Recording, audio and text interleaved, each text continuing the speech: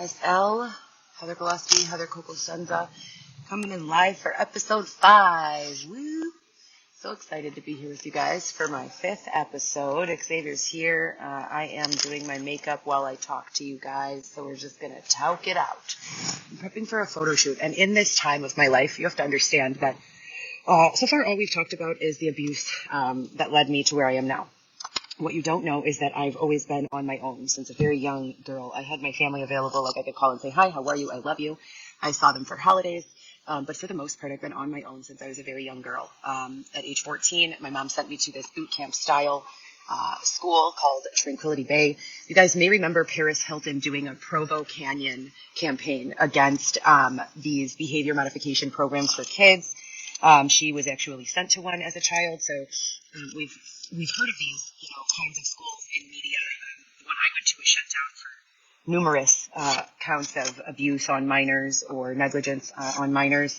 I personally saw them break a guy's arm and some other things. So it was in rural Jamaica, St. Elizabeth. I was there for a year. I didn't know I was going. It was my 14th birthday. I lived with my aunt at the time, and my mom called me and said for a religious retreat we would be going, and a combined birthday gift, that we would be going to Jamaica, and I was super, super stoked. So she picks me up, early in the morning, and my aunt, I believe, came with us, and they already had my stuff packed, and it was weird because my stuff was packed in a Rubbermaid bin, and I was like, why wouldn't they just put my stuff in a luggage? This is so weird. We get to the airport, and I was listening to a Discman at the time. Ludicrous Word of Mouth was my music choice at that time. That one that's on Roll Out, or it's like, what else was on there? What else was on there? Move, bitch, get out the way. That one. So I was 14, and I had, I think, like 6 albums. That was one of them. I also had TLC Fan Mail, Blink-182, Enema of the State, Black Hole. I was just telling this to Xavier listening. Black Hole Sun. What is that? Savage Garden. What a collection. So anyways, I was there for a year, and I was never told that I was going there. I was just left there. When I got home, I was super fucked up and traumatized. I didn't trust anyone, and I started running away from home. Because I was running away, that's how I got, into the system. They put me in the 6-month program, juvenile detention, no crimes ever being committed. I was just fucked up. I was traumatized. I trusted my mom and my stepfather to take me out of the country on a birthday gift. My biological father knew nothing about it. He was under the same guise that I was under, that it was a birthday gift, on a vacation with my mom and my stepdad. So I just always had trouble reconnecting with my mom or trusting her after that. Now, she had her reasons, for doing this, and they run deeper than I can talk about here or am ready to talk about here. But it's been rough, and in going to that place, I was just left there. They put me in this space, this rural Jamaican space, with about 50 or 60 other American kids. I was one of the only ones who was not sent there by court order. So again, I'm sitting around, kids who are, some of them were just like me, just having like some sort of attitude was what my mom called it. But there were others that were most definitely involved in deeper shit, and I was, we were all mixed together. So it was a very scary time. We washed our clothes in buckets. There was little electricity, only in the classrooms.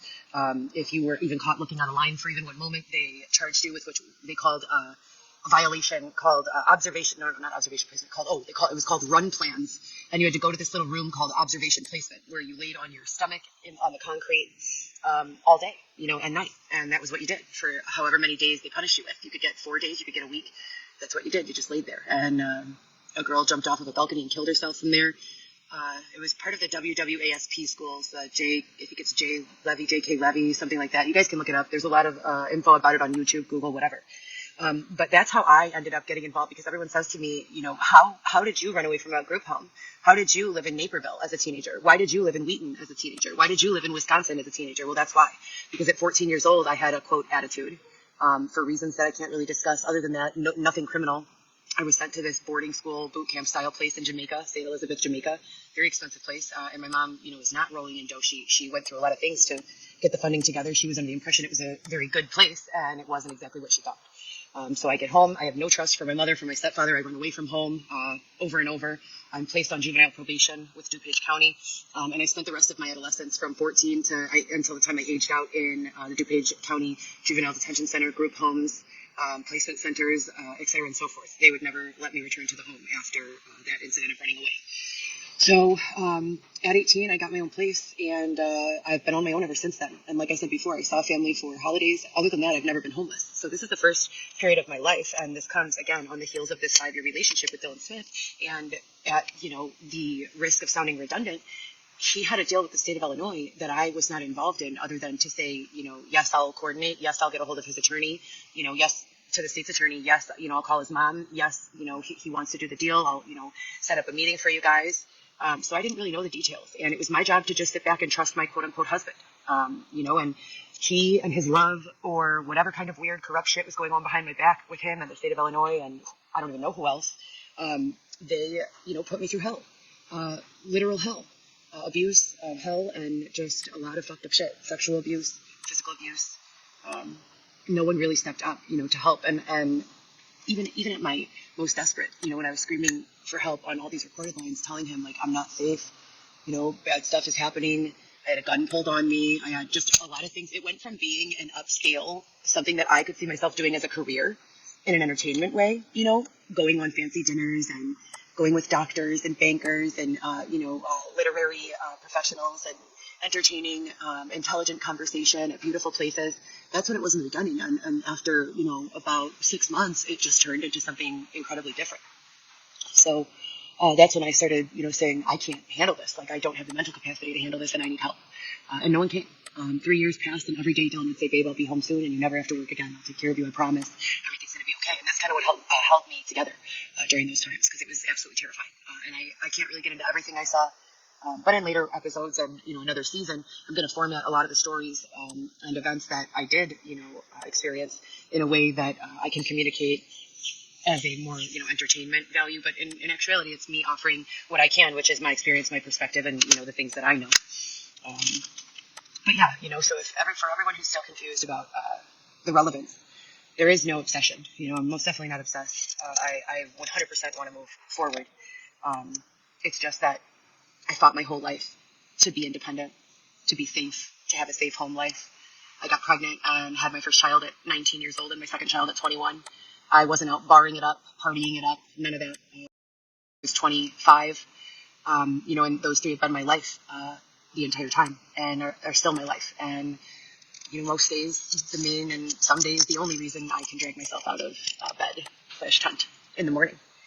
So that's about it as far as the background goes. I have no criminal history, but I have been known to hang around with some bandits. What do I mean by that? I'm glad that you asked. I know a lot of people from the industry, from working in the nightlife, from throwing parties, from promoting parties, from working as a bartender, from working as a trade show model. I know a lot of people. I also worked at Northwestern Hospital for 7 years. I know a lot of doctors. I know a lot of executives. I know a lot of, entertainment people. I know a lot of just people in general, industry people, business owners. So I pretty much get along with everyone and, have an extensive Rolodex of contacts, which is why this period has been so puzzling for me. I truly believe that when you have put yourself out there and created, connections, it's unnatural for those connections to seemingly disappear overnight, and that's what causes my concern. The 4 months since I've spoken with my mother, that causes concern, and it's the same with my sister. It's been 33 days since I've spoken with my youngest child. The only time I've ever been to court, I won primary joint custody. I've petitioned the court system 6 times since then. Federal law states that the courts have 30 days to assign a court date from the time one is petitioned formally. I've formally petitioned both in person as well as electronically 6 times. 6 times in the last 3 years. I've not been awarded a single court date. So, to go from before Dylan got home being a full-time wife, handling all his needs over the phone, his doctor's appointments, calling his nurses, his counselors, a full-time mother, doing the same thing with my children, their teachers, student parent-teacher conferences, little field trips that I would chaperone, everything that comes along with being a parent and having a child in school, concerts and special events and my own work and my own business and everything. I was literally juggling 40 or 50 balls, not 3, and standing on 1 foot while doing it. And also, very forward that I was having a hard time and needed help. So here we are, Dylan gets out and he pretty much begs me to do the show. And I'm under the impression that it has some sort of connection to this deal. So of course I want to make him happy and I don't want him to get in trouble. And so I say, okay. And, that's it. In comes Love After Lockup. They film a completely bogus, storyline with me being portrayed as the villain. It completely ruined my ability to do business online as well as in person for the past 4 years. I have struggled with that. I market, tirelessly and will continue to do so. I will never give up. But yeah, I started getting a whole bunch of hatred, a lot of hatred. No support, no resources. I called for assistance from the National Human Trafficking Hotline. I filed so many police reports I can't even tell you. I contacted Between Friends with Lizzie Hendren, Gloria with Gloria's law firm, admin at Gloria's law firm.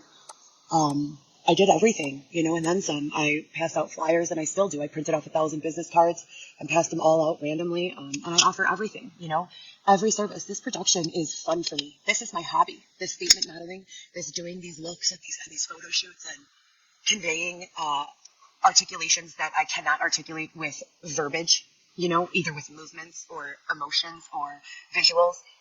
That's what makes me keep going, besides the hope of hurrying up and getting back to my children. So for all of you supporting that, thank you very much. And if you have any questions, like I said, I'm an open book. There's so much, that I learned from these relationships and these experiences. I love to discuss it, but there's a time and a place. Chasing me down the street, not the time or the place. Everyone has my email address. To the production company, GoPro Solo Coco. I will link it on the description box as well. If you want to talk or collaborate, email is the best first contact, the best place for initial contact. Other than that, I'm just, like I said, very grateful to have your continued support. I hope and pray and have not lost hope that the police will, ultimately step up and, contribute at the very least. If this had nothing to do with law enforcement and this was the state of Illinois, and their deficit, then I would love for the police to say that, I just want to move forward. My house being destroyed, my car being destroyed, my freedom being, altered, my children being separated from each other and myself.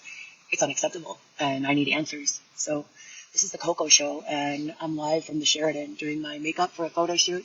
I love you guys so much. We still haven't heard from Airbnb. There's updates about that in the FTR section of my Insta, GoPro Soul, as well as Coco Chanel, YSL, and I will link those as well. Next podcast, we are going to be talking about necessity. What do we need in life? What do we not need in life? Minimalistic lifestyles. And also how to get through the day when life is not giving you the answers. So many people think, what is wrong with this woman? Is her heart as, cold as ice? How does she not miss her kids? Don't get it confused. Just because I sound confident and I continue working on my photo shoots doesn't mean I don't cry every single day over it. I do. I absolutely do. And I, go as desperate, I hate to say it, but as to approach complete strangers asking for assistance because I don't know who else to go to. I miss my children, I miss my family, and I want to go home. I love you guys. Thanks for tuning in. This is Coco Chanel YSL, GoPro Solo, and the Coco Show. Hey, babes, you want to say bye?